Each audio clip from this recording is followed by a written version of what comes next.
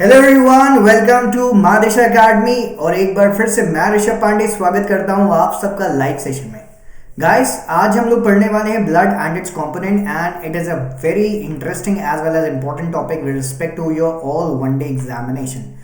So today in this session I will be covering important aspect related to this particular concept of blood and its component, as well as we will be discussing various questions that have come in your various examinations. So be connected with us in this live session, and guys, everybody over there, I just want to all of you, if you love the session, then only like and share it. So before starting with this session, I want to just tell you about myself that it is I, Rishabh Pandey, with 8 years plus experience of both online and offline. Means बहुत सारे institutes हैं offline जिनसे मैंने शुरुआत की थी, और अब 5 साल हो चुका है obviously from my online mode. Recently आपने मेरे को देखा होगा textbook.com पर, बहुत सारे बच्चे मेरे से पढ़े भी हैं टेक्स्टबुक पर. उसके अलावा आप सब ने मेरे को अड्डा 247 उस पर भी देखा होगा, and now you are watching me on Disha Academy. So everybody just get connected and let's start with this session.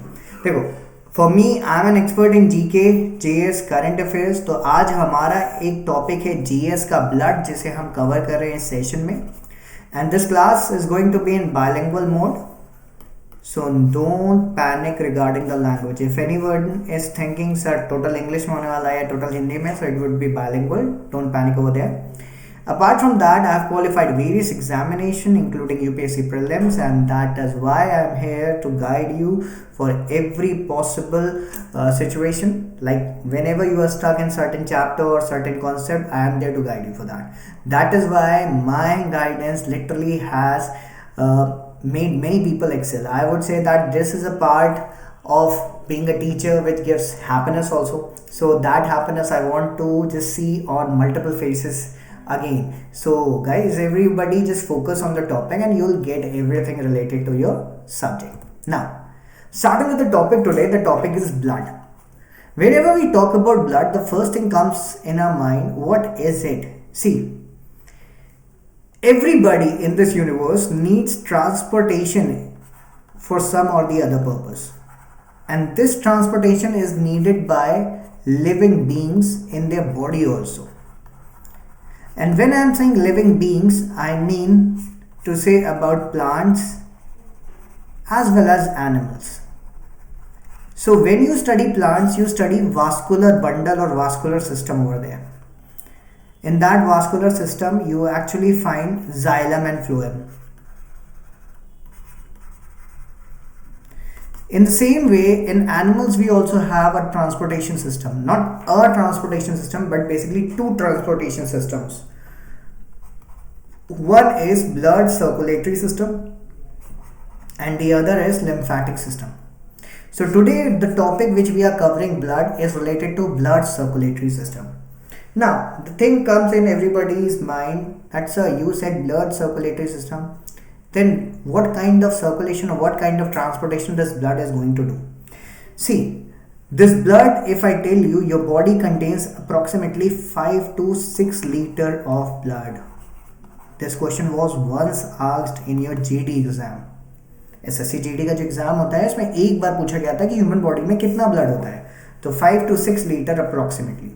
और महिलाओं के लिए बात करें तो महिलाओं में 500 ml कम होता है. इसका मतलब ये नहीं कि महिलाओं में 500 ml कम होता है तो वो आपका खून पी के इसको पूरा करती है, तो डोंट टेक इट दैट वे.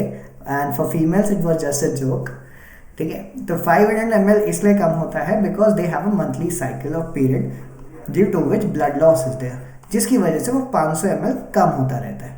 ठीक है, इसीलिए कहा जाता है कि फीमेल्स में आयरन की ज़रूरत होती है. अब क्यों होती है ये चीज़ भी आपको सेशन में पता चल जाएगा. ठीक है, after that if I tell you about the blood, the main purpose of the blood is transportation. और ये ट्रांसपोर्टेशन जो करता है ना, बहुत सारी चीज़ों का करता है. स्टार्टिंग विद नंबर 1, आप सबकी नीड वो है ऑक्सीजन. जब ऑक्सीजन आता है तो उसके साथ कार्बन डाइऑक्साइड का भी ट्रांसपोर्टेशन होता है. ठीक, आफ्टर दैट आपकी बॉडी में जो फूड ट्रांसपोर्ट हो रहा है वो भी इसी के थ्रू होता है. फूड के बाद आपका एक्सक्रीटा, वो भी ब्लड के थ्रू ही जा रहा है। एक तरीके से CO2 भी एक्सक्रीटा ही होता है आपका, ठीक है।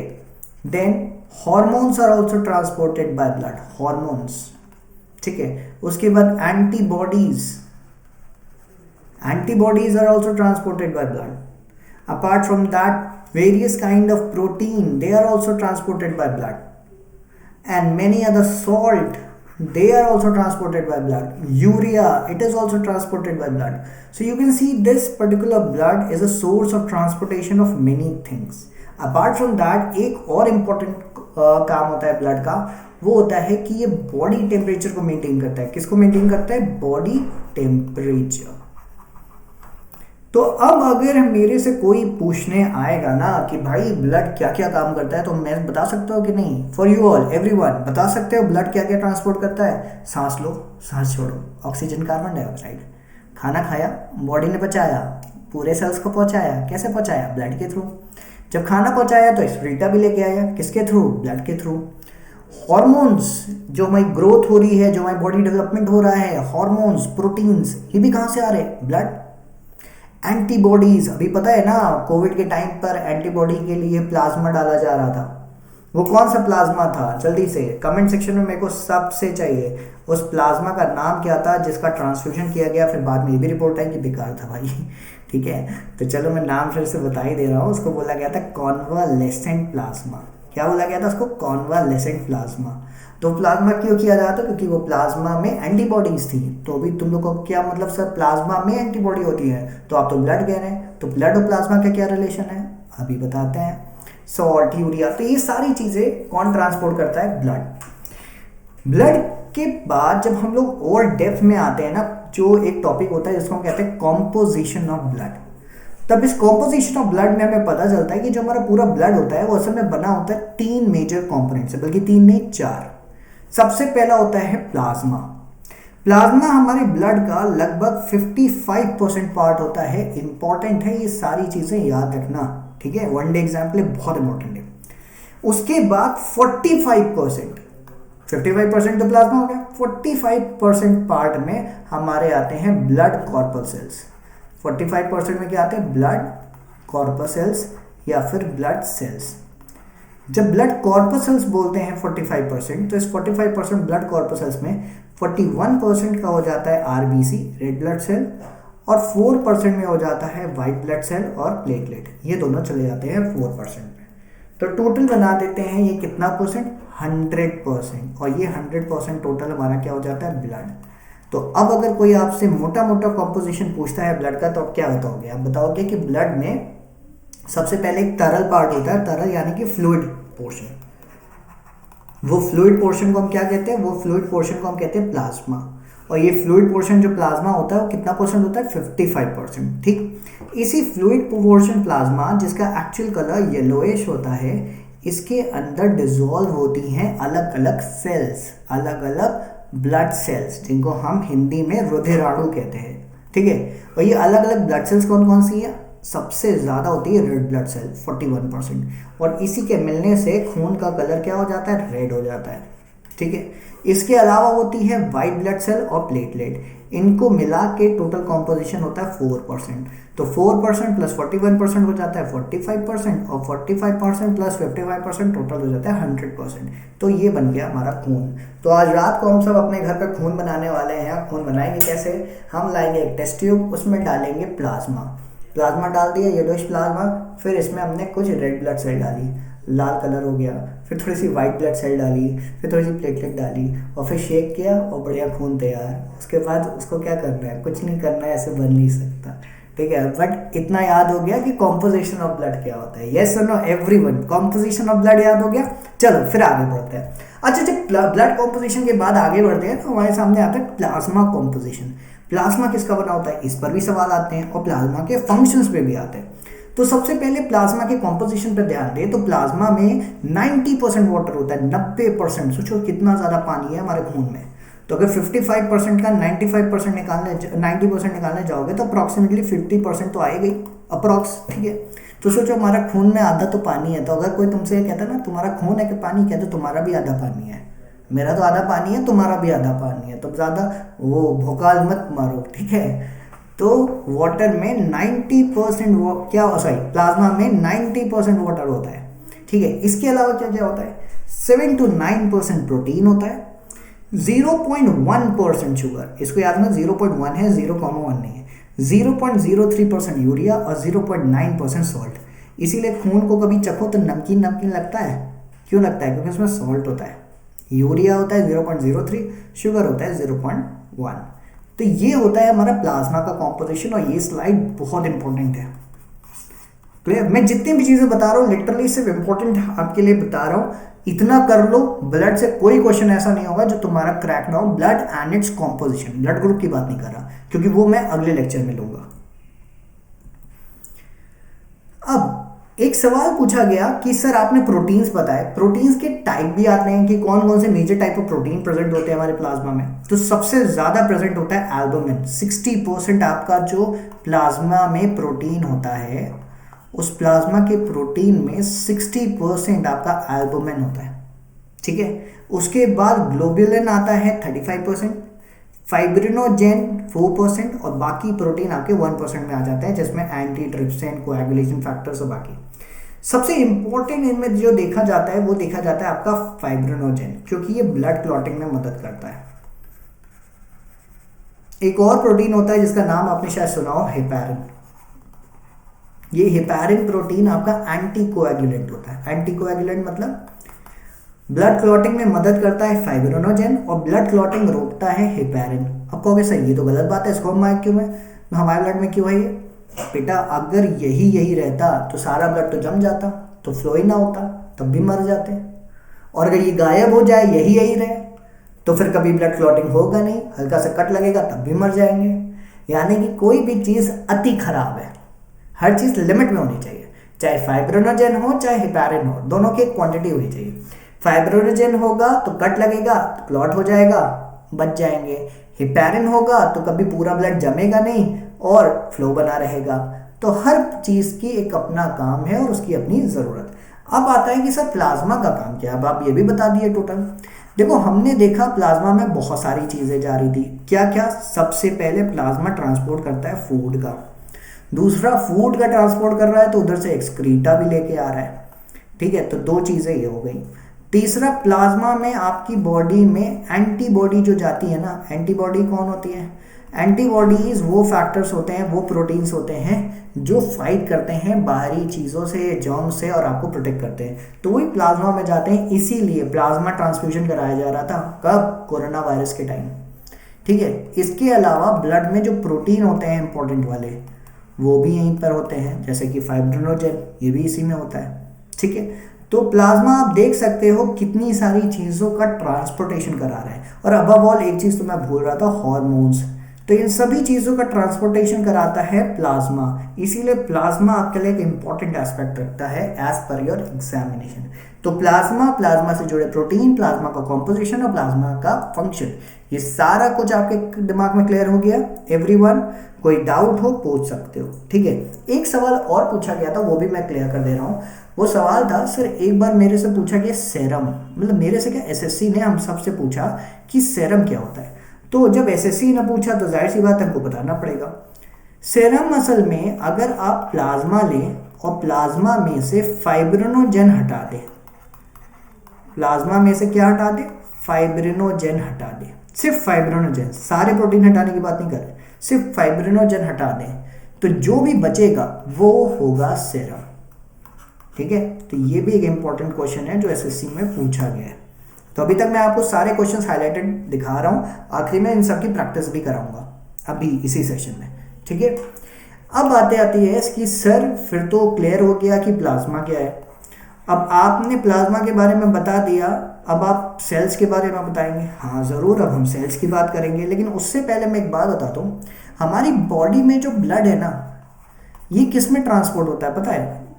शायद कुछ बच्चे जवाब भी दे देंगे सर ब्लड वेसल्स में, और जो जवाब बिल्कुल सही होगा। ये ब्लड वेसल्स के स्ट्रक्चर के ऊपर एक बार सवाल पूछ लिया गया था, तो आज इसको भी क्लियर कर दे रहा हूँ ताकि दिमाग में एकदम याद रखना इसको। जब भी आपसे ब्लड वेसल का स्ट्रक्चर पूछा जाए तो कुछ मत करना, ब्लड के साथ एक शब्द याद रखना, टुनिका। ओके सर, टुनिका, टुनिका सुना सुना किसी सिंगर का नाम लग रहा है। नहीं छोड़ दो, सिंगर इंगर पे ध्यान मत दो, बस टुनिका याद रखना। और इंग्लिश में जब बोलना तो टुनिका मत बोलना, उसको बोलना ट्यूनिका। क्या बोलोगे? ट्यूनिका। ट्यूनिका के साथ याद रखना, इस ट्यूनिका बहन की 3 लेयर है। ट्यूनिका बहन की कितनी लेयर है? 3 लेयर। अच्छा, बीच वाली मिडिल होती है तो मिडिल से हो गया मीडिया लेयर। मिडिल वाली क्या हो जाएगी? मीडिया। ठीक है। अंदर वाली इंटरनल होती है तो उसको याद रखना इंटरनल, तो इंटिमा। तो इंटरनल, इंटिमा, मीडिया, मिडिल। और बाहर वाली एकदम स्टार्ट होती है, और किसी भी चीज़ की बिगनिंग को हम एडवेंट कहते हैं। जैसे एक टॉपिक होगा जो तुम लोगों ने हिस्ट्री में पढ़ा होगा, एडवेंट ऑफ इस्लाम, मतलब स्टार्टिंग ऑफ इस्लाम। तो अगर हम तुमसे कहें एडवेंट ऑफ ब्लड वेसल, तो एडवेंट शब्द याद रहेगा, तो उससे याद रखना एडवेंटिशिया। क्या रखोगे? एडवेंटिशिया। तो ब्लड वेसल की कितनी लेयर होती हैं? 3 लेयर होती हैं। उन तीनों को टूनिका, ठीक। अब टूनिका याद हो गया, ट्यूनिका। ट्यूनिका के बाद उन तीनों का अगर तुमसे पूछा जाएगा पूरा पूरा नाम बताओ, तो सबसे पहली लेयर ट्यूनिका एडवेंटिशिया, दूसरी लेयर का नाम हो जाएगा ट्यूनिका मीडिया, और तीसरी लेयर का नाम हो जाएगा ट्यूनिका इंटिमा। तीनों लेयर का नाम याद हो जाएगा ब्लड वेसल की। फिर से सबसे बाहरी लेयर का नाम ट्यूनिका एडवेंटिशिया, दूसरी लेयर का नाम ट्यूनिका मीडिया, तीसरी लेयर का नाम ट्यूनिका इंटिमा। तीनों लेयर का नाम याद हो गया। फिर से करते हैं एक बार, फिर से तीनों ब्लड वेसल का नाम लिखते हैं, सॉरी ब्लड वेसल की तीनों लेयर का नाम लिखते हैं। सबसे पहली ट्यूनिका, और यहीं से शुरू हो रही है लेयर, तो adventitia. Adventitia, tunica adventitia. Second layer हो गई ट्यूनिका मीडिया, और तीसरी लेयर हो गई हमारी ट्यूनिका इंटिमा। ट्यूनिका इंटिमा, टिमटिमा इंटिमा, लेकिन इंटिमा इंटीरियर, ठीक है, इनिशियल, ऐसे कुछ भी, मतलब स्टार्ट हो रहा है, इंटरनल है, इनिशियल है, ऐसे कुछ भी करके बस सबसे अंदर वाले को याद कर लेना है। ठीक है। इसके अलावा 3 ब्लड सेल्स हमारी दिखाई दे रही हैं। आरबीसी, कितना परसेंटेज था आरबीसी का? फिर से याद करो, 41%। डब्ल्यूबीसी और प्लेटलेट, डब्ल्यूबीसी और प्लेटलेट का कितना परसेंट था कंबाइंड? 4%। ठीक है। अब एक चीज और, इन तीनों ब्लड सेल के साइंटिफिक नेम भी होते हैं, पता है? जैसे रेड ब्लड सेल या आरबीसी की बात करें, इनको साइंटिफिकली कहा जाता है एरिथ्रोसाइट्स। क्या कहा जाता है? एरिथ्रोसाइट्स। साइट्स का मतलब तो सेल होता है, ठीक है, तो एरिथ्रो मेन वर्ड है। उसके बाद डब्ल्यूबीसी को कहा जाता है ल्यूकोसाइट्स। क्या कहा जाता है? ल्यूकोसाइट्स। फिर से बोला, साइट्स का मतलब सेल्स होता है, ठीक। फिर प्लेटलेट्स को कहा जाता है थ्रोम्बोसाइट्स। प्लेटलेट्स को क्या कहा जाता है? थ्रोम्बोसाइट्स। साइट्स का मतलब सेल। तो तीनों साइट्स हो गए, एरिथ्रो, ल्यूको, थ्रोम्बो। अब इसको याद रखने के लिए एक ट्रिक याद कराता हूं, टेल। क्या ट्रिक है? टेल। टेल का मतलब हो गया टी से थ्रोम्बोसाइट, ई से एरिथ्रोसाइट और एल से ल्यूकोसाइट। तो टेल से याद रखना, ठीक है। Plasma plus cell is equal to blood. Plasma plus cell equals to blood, ठीक है। तो प्लाज्मा में टेल मिला दो, ब्लड बन जाएगा। टेल बोले तो thrombocyte, erythrocyte, leucocyte. Clear everybody? Now अब ये है आपकी आरबीसी। अब आरबीसी की बात करेंगे तो आरबीसी क्या है? आरबीसी एरिथ्रोसाइट है। ये है हमारी डब्ल्यूबीसी ल्यूकोसाइट, और ये है हमारे प्लेटलेट्स थ्रोम्बोसाइट। तो अगर थ्रोम्बो का टी ई एल, तो टेल हो गया। चाहे ई एल टी याद करो, ई टी एल याद करो, टेल याद करो, जैसे मर्जी याद करो, जॉन मन तौन करो, लेकिन याद करो, ठीक है। क्लियर? थ्रोम्बोसाइट, एरिथ्रोसाइट और ल्यूकोसाइट। अब बात आती है कुछ क्वेश्चंस की। तो डब्ल्यूबीसी के पार्ट पर जाने से पहले मैं सबसे पहले आपको लेके चलता हूँ, इन सब के बारे में थोड़ा थोड़ा इंफॉर्मेशन देता हूँ एज पर योर एग्जामिनेशन। सबसे पहला कंफ्यूजन आता है न्यूक्लियस को लेकर, किसके पास न्यूक्लियस होता है, ठीक है। तो अगर मैं यहाँ पर बना दूँ आरबीसी, यहाँ पर बना दूँ डब्ल्यूबीसी, और यहाँ पर बना दूँ प्लेटलेट, और इन सब के लिए मैं खींच दूँ एक लंबी लंबी लाइन, और जो कि मेरा कहना है कि भाई मेरे से ना खींची जाएगी सही से यहाँ पर, तो मैं इस लाइन को देता हूँ रब कर, और कहता हूँ नहीं, हम वही काम कर लेंगे डैश से, ठीक है। तो सबसे पहले अगर हम इसका कैरेक्टरिस्टिक यहाँ पर डिफाइन करना शुरू करेंगे, तो आरबीसी कहेगा नो न्यूक्लियस। आरबीसी क्या कहेगा न्यूक्लियस के लिए? नो। उसके बाद अगर हम WBC की बात करें तो ये कहेगा यस न्यूक्लियस होता है, ठीक है। WBC क्या कहेगा, यस न्यूक्लियस इज देयर। और प्लेटलेट्स फिर क्या कहेगा, नो। तो यानी कि अगर न्यूक्लियस की बात किया जाए तो न्यूक्लियस केवल और केवल आपको मिलेगा WBC में, ना तो वो RBC में मिलेगा ना तो प्लेटलेट पे। फिर इसके बाद SSC कहता है सर आप तो नॉर्मल पढ़ा रहे हैं, हम तो एक्सेप्शन पूछेंगे। एक्सेप्शन क्या है, RBC में एक एक्सेप्शन हो जाता है, अपवाद हो जाता है, वो है कैमल और लामा। लामा भी कैमल की ही फैमिली का एक जानवर है, जो आपको अमेज़न तो नहीं कहूँगा लेकिन हाँ साउथ अमेरिका के पोर्शन में आपको मिल जाता है। साउथ अमेरिकन डेजर्ट्स में आपको लामा मिल जाएगा, कैमल की फैमिली से बिलोंग करता है। तो कैमल और लामा दो ऐसे ऑर्गेनिजम्स हैं जिनके ब्लड सेल्स में, RBC में बेसिकली आपको न्यूक्लियस मिल जाएगा, तो इसीलिए अपवाद है, एक्सेप्शन है। फिर उसके बाद लाइफ, अगला एक इंपॉर्टेंट हो जाता है लाइफ से। लाइफ को भी कंपेयर कर दिया जाए, लाइफ को कंपेयर करें तो RBC की लाइफ होती है 100 to 120 डेज, सबसे ज़्यादा जीता है। उसी जगह प्लेटलेट की जो लाइफ होती है वो 3 to 5 डेज होती है, कुछ कुछ बुक्स में 7 डेज तक ले जाते हैं। और WBC की लाइफ 2 से 4 डेज, 2 days to 4 days। अब कहोगे सर इतनी कम लाइफ क्यों? बेटा ये अगर ज़्यादा जीता ना तो तुम ना जी पाते। क्यों? क्योंकि ये सबको मार देता है, इसीलिए इसकी लाइफ कम रखी है ऊपर वाले ने, ठीक है। सबसे ज़्यादा हमारे शरीर में जो पाई जाती है वो कौन है? मैक्सिमम होती हैं RBC और मिनिमम होती है WBC, ठीक है। और बीच में क्वांटिटी होती है प्लेटलेट्स की, ठीक है। अब मैक्सिमम RBC जब बोलते हैं तो रेशियो भी बता देना चाहिए, 600:1 होता है RBC और WBC का रेशियो। याद रखना ये रेशियो पूछा गया RBC/WBC का। हर 600 RBC के लिए 1 WBC होती है, इतना रेशियो का डिफरेंस होता है, ठीक है। अब इन सब का निर्माण कहाँ होता है, इन सब का बर्थ कहाँ होता है? सब एक जगह पैदा होती हैं, कसम पैदा करने वाले की। कहाँ पैदा होती हैं? सब की सब पैदा होती हैं बोन मैरो में। कहाँ पर? Bone marrow. ये भी और ये भी तीनों। और इनकी डेथ कहाँ होती है? डेथ होती है स्प्लीन यानी कि प्लीहा में। तो इनका डेथ कहाँ होता है? इनका डेथ होता है स्प्लीन यानी कि प्लीहा में, सबका। इसीलिए स्प्लीन को ग्रेवयार्ड भी बोला जाता है। क्या बोला जाता है? Graveyard of blood corpuscles.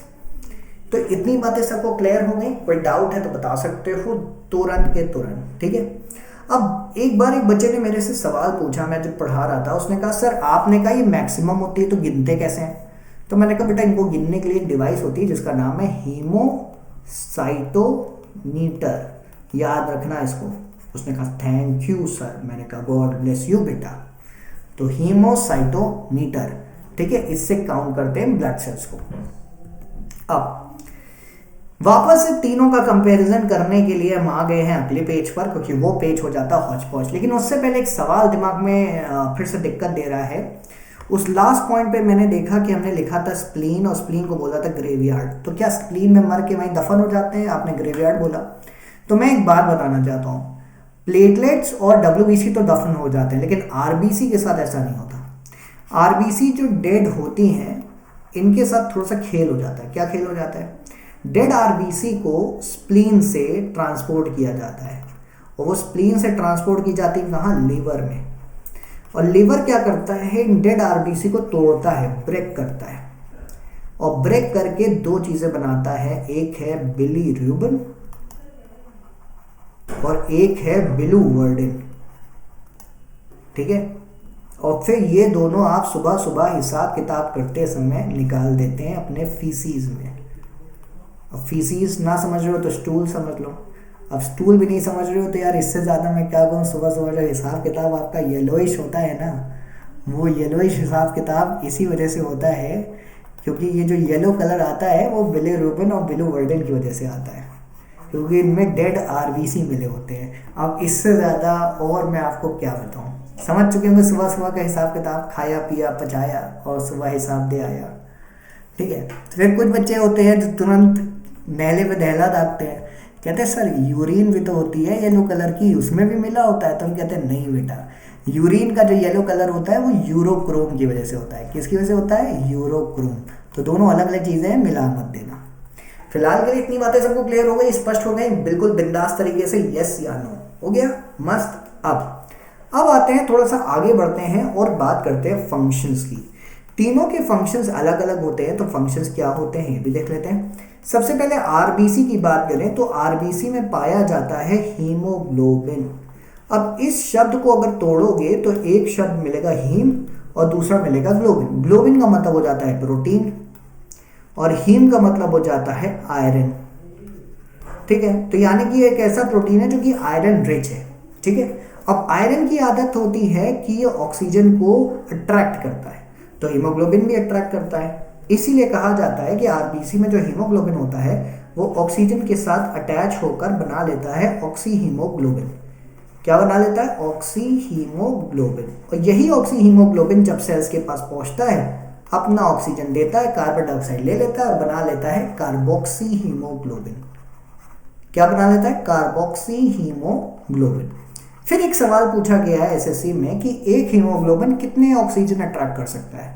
इसका जवाब था एक हीमोग्लोबिन 4 ऑक्सीजन अट्रैक्ट करता है, यानी कि 1:4 का रेशियो याद रखना इंपॉर्टेंट है।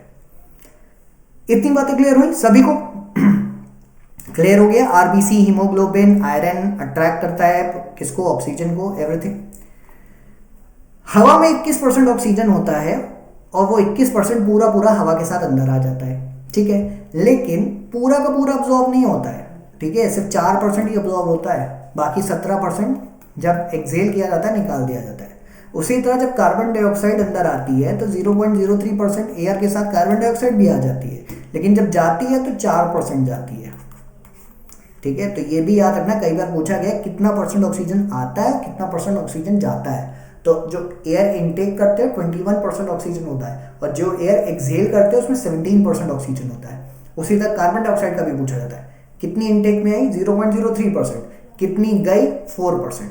क्लियर? यूपीएससी पढ़ा रहा होता तो आंकड़ा बदल देता, क्योंकि यूपीएससी और नए नए स्पेसिफिक डेटा पर काम करता है। फिलहाल एसएससी नहीं करता तो ज़्यादा मैं उस पर नहीं बात करूंगा। इतनी बातें क्लियर हो गई सबको? ठीक है everybody, any doubt let me know. मुझे नहीं लगता यहां से कोई डाउट बचा होगा। आगे बढ़ते हैं। डब्ल्यूबीसी की बात करें तो डब्ल्यूबीसी का काम होता है हमें प्रोटेक्ट करना। डब्ल्यूबीसी क्या करती है? प्रोटेक्ट करते हैं। प्रोटेक्ट करने के लिए डब्ल्यूबीसी 5 टाइप्स के होते हैं। कितने टाइप के होते हैं? 5 टाइप। अब ये 5 टाइप दिखा भी देता हूं। ये दिखाई दे रहा है सबको? देखो, सबसे ज्यादा न्यूट्रोफिल्स होते हैं जिनकी तादाद लगभग 60% के आसपास होती है, 60 to 70%, बल्कि 60 to 70% आपके न्यूट्रोफिल्स होते हैं डब्ल्यूबीसी में। उसके बाद लिम्फोसाइट्स की बात करें 25% होते हैं और बाकी मोनोसाइट, इसिनोफिल्स, बेसोफिल्स ये 1% के आसपास उसी में खत्म हो जाते हैं। मेन काम होता है न्यूट्रोफिल्स का एनगल्फ करना और बाद में लिम्फोसाइट्स एक्ट करते हैं, वो एंटीबॉडी बनाकर उस जर्म को हिट करते हैं। ठीक है, तो ये कुल मिलाकर जो हमारे ब्लड में एक योद्धा पैदा होता है वो है डब्ल्यूबीसी, जो हमारे ब्लड में टहलता रहता है और कहीं भी जर्म्स दिख जाते हैं या फॉरेन बॉडी दिख जाती है तो उनको डिस्ट्रॉय करके हमको बचा लेता है। इन सब के बाद जो तीसरा शख्स है जिसको हम जानते हैं ब्लड प्लेटलेट्स के नाम से, वो प्लेटलेट जब आता है ना तो प्लेटलेट का काम होता है हमारी बॉडी में क्लॉटिंग करवाना। क्या कराना? क्लॉटिंग। ठीक, क्लॉटिंग कराने का काम करते हैं प्लेटलेट्स। और प्लेटलेट्स अकेले काम नहीं करते, ये करते हैं इस चीज़ को फाइब्रिनोजेन की मदद से। एक बार एक सवाल पूछा गया था, सर फाइब्रिनोजेन बनाने को किसी विटामिन की जरूरत होती है? तो हाँ, उसको भी याद रखो, विटामिन के की। ठीक है, तो अभी तक मैंने आपको एसएससी के लिहाज से इस छोटे से टॉपिक से जितने भी क्वेश्चंस मिल सकते थे पूरे कवर करा दिए। मैं सिर्फ एसएससी की बात नहीं कर रहा, एसएससी हो, रेलवेज हो, यहाँ तक कि मैं आपसे कहता हूँ आपके स्टेट पीएससी से जुड़े प्रीलिम्स के सवाल हों वो भी क्लियर करा दिए। तो चलिए अब उनको देखते भी हैं कि कितना हमारे सवाल क्लियर हुए और कितना हमारे सवाल बाकी हैं। तो सबसे पहला सवाल आया, what are the main functions of blood? Blood के मेन फंक्शंस क्या है? Transportation, production, regulation, all of the above. क्या क्या होगा?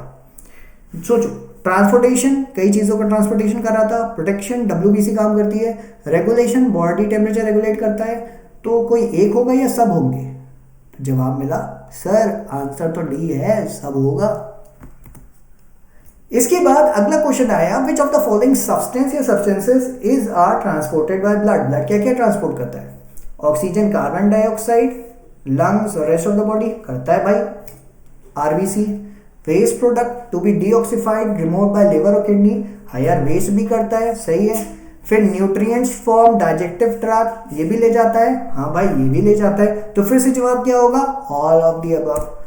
फिर हम आते हैं थर्ड क्वेश्चन में, red blood cells are also known as erythrocyte, platelet, leucocyte. Sir erythrocytes, हाँ याद आ गया सर, एरिथ्रोसाइट। ल्यूको तो डब्ल्यूबीसी को कहते हैं सर, और प्लेटलेट्स को कहते हैं थ्रोम्बोसाइट्स। आपने ट्रिक भी याद कराई थी, वो ट्रिक क्या थी सर? फिर से बता दीजिए। वो ट्रिक थी टेल। टेल बोले तो thrombocyte, erythrocyte, leucocyte. Very good. अगले क्वेश्चन पे आते हैं, प्लेटलेट्स को और क्या कहा जाता है? प्लेटलेट्स को अब बताओ क्या कहा जाता है? ग्रैन्युलोसाइट्स, मोनोसाइट्स, ग्लोबुलेंस या थ्रोम्बोसाइट्स? अभी रिवाइज कराया सर आपने, थ्रोम्बोसाइट्स।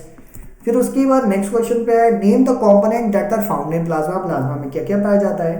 प्रोटीन, गैसेस, न्यूट्रिएंट या all of the above? Sir उसमें प्रोटीन तो पाए जाते हैं, न्यूट्रिएंट भी पाए जाते हैं, गैसेस भी डिसॉल्व होती हैं। कौन सी? अब ये सवाल सर अच्छा सवाल किया आपने सर, गैसेस तो नहीं होती। अब बताओ क्या करें? देखो सूक्ष्म मात्रा में CO2 आ जाता है इसमें, तो उसको याद रखना, ठीक है, सूक्ष्म मात्रा में। तो ये हो जाएगा ऑल ऑफ द अबव। अब इसके बाद, which of the following statement is are correct about RBC? RBC carry करता है oxygen from lungs to all the cells, सही है। Contains a pigment called haemoglobin, सही है। लैक्स न्यूक्लियस, सही है। All of the above are correct. तो अब हो गया हमारा सारा कंप्लीट, और हम यही कह सकते हैं that every particular question was done by heart.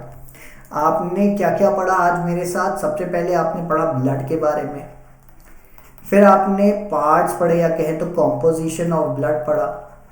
उस कॉम्पोजिशन में भी डेप्थ में आए तो आपने प्लाज्मा के बारे में सब पढ़ा। फिर आपने सारे ब्लड सेल्स के बारे में पढ़ा। ब्लड सेल्स के बाद आपने उनको कंपेयर भी किया। उसके बाद आपने क्वेश्चंस भी पढ़े।